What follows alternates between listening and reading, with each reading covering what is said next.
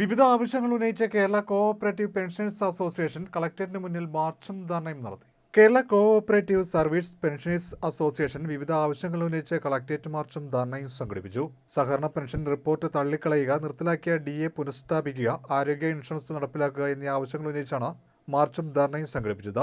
H സലാം MLA ധർണ ഉദ്ഘാടനം ചെയ്തു. Association ജില്ലാ പ്രസിഡന്റ് VA സിദ്ധാർത്ഥൻ അധ്യക്ഷത വഹിച്ചു. സംസ്ഥാന സഹകരണ കാർഷിക ഗ്രാമവികസന bank president CK Shaji Mohanan, association സംസ്ഥാന കമ്മിറ്റി അംഗങ്ങളായ P കൃഷ്ണമൂർത്തി, R മധുകുമാർ, ജില്ലാ വൈസ് പ്രസിഡന്റുമാരായ K രാധമ്മ, K രാധാകൃഷ്ണൻ നായർ എന്നിവർ പ്രസംഗിച്ചു. കേരളത്തിലെ സാമൂഹ്യ ജീവിതത്തിൽ മാറ്റി നിർത്താൻ കഴിയാത്തൊരു മേഖലയാണ്. ആ മേഖല ഇന്ന് കരുത്തോടെ നിലകൊള്ളുന്നതിന് അടിസ്ഥാനം നിങ്ങൾ ചെലവഴിച്ച അധ്വാനം കൂടിയാണ് എന്നതാണ് എന്റെ പ്രാധാന്യം.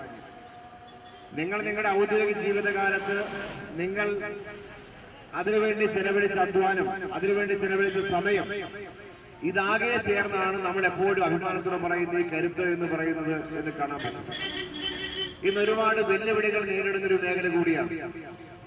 അത് കേരളത്തിലെ ഈ സഹകരണ പ്രസ്ഥാനത്തിന് പ്രാധാന്യം കണക്കിലെടുത്ത് സാമ്പത്തികമായ പ്രാധാന്യമുണ്ട്, സാമൂഹ്യമായ പ്രാധാന്യമുണ്ട്. ആ കരുത്ത് ചോർത്തിക്കളയാൻ കഴിയുന്ന പലതരത്തിലേക്കുള്ള ഇടപെടൽ നമ്മുടെ രാജ്യത്ത് ഉണ്ടാവുകയാണ്. സഹകരണ മേഖല ഒരു സംസ്ഥാനത്തിനുള്ള അധികാരം നമുക്കെല്ലാം അറിയും.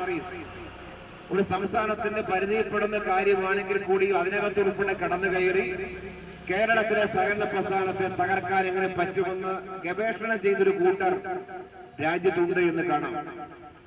അതിന്റെ ഭാഗമായിട്ടാണ് മൾട്ടി സ്റ്റേറ്റ് കോഓപ്പറേറ്റീവ് സൊസൈറ്റി ഉൾപ്പെടെയുള്ള പുതിയ സംവിധാനങ്ങൾ നമ്മുടെ രാജ്യത്താകെ വരുന്നത്.